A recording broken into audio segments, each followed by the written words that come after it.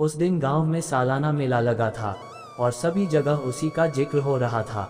गांव की सीमा पर बने मैदान में बड़े बड़े झूले, तरह तरह की दुकानें, खाने पीने के ठेले, खिलौने और कपड़ों की दुकानें सज गई थीं। हर किसी का मन मेले की ओर खींचा चला जा रहा था। इसी मेले का सपना कब से बसीरा की आंखों में भी बसा था। वह भी अपने छोटे बेटे सोनू के साथ मेले में जाने की तैयारी कर रही थी। बसीरा का पति कुछ साल पहले एक दुर्घटना में चल बसा था और तभी से वह अकेले ही अपने बेटे की देखभाल कर रही थी।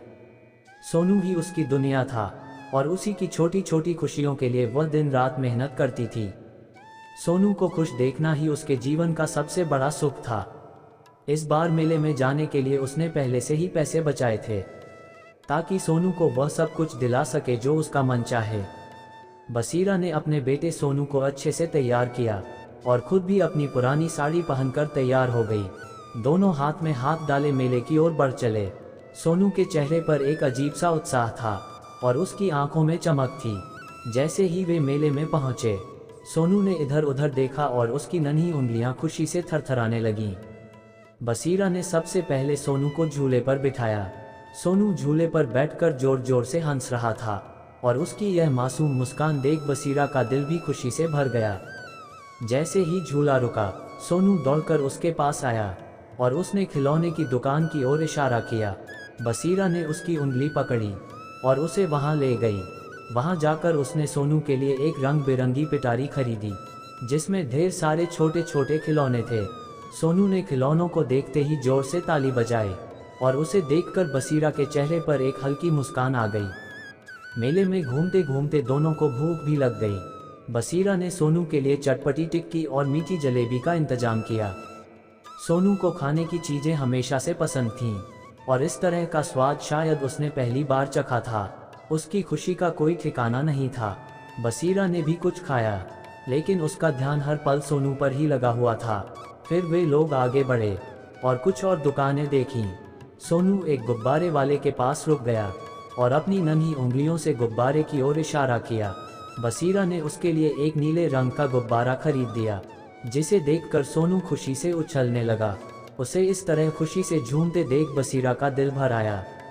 लेकिन तभी अचानक भीड़ में धक्का मुक्की होने लगी। कुछ लोग तेजी से इधर उधर भाग रहे थे और अचानक ही बसीरा का हाथ सोनू से छूट गया। वह भीड़ में इधर उधर सोनू को ढूंढने लगी। उसकी आंखों में डर समा गया, दिल की धड़कनें तेज हो गईं और हाथ कांपने लगे। वह अपने बच्चे का नाम लेकर पुकारती रही, सोनू, सोनू, कहाँ हो बेटा? लेकिन सोनू कहीं नजर नहीं आ रहा था। वह हर दुकान के पास जाकर सोनू को ढूंढने लगी। हर झूले, हर खिलौने की दुकान और खाने के हर ठेले पर उसने देखा, लेकिन उसका बच्चा कहीं नहीं मिला। बसीरा का दिल डूबने लगा और आंखों से आंसू बहने लगे। वह किसी भी राहगीर से पूछती, क्या आपने एक छोटा बच्चा देखा है? नीला गुब्बारा उसके हाथ में था, लेकिन किसी ने उसे सही जवाब नहीं दिया। वह जोर जोर से रोने लगी और उसके आंसू बहते ही जा रहे थे। उसे समझ नहीं आ रहा था कि वह क्या करे, किससे मदद मांगे। चारों ओर सिर्फ भीड़ थी और उसके पास अब कोई नहीं था। वह एक जगह बैठकर फूट फूट कर रोने लगी।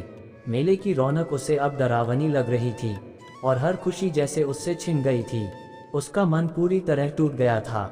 धीरे धीरे लोग उसे सहारा देने आए और उसे ढांढस बंधाया।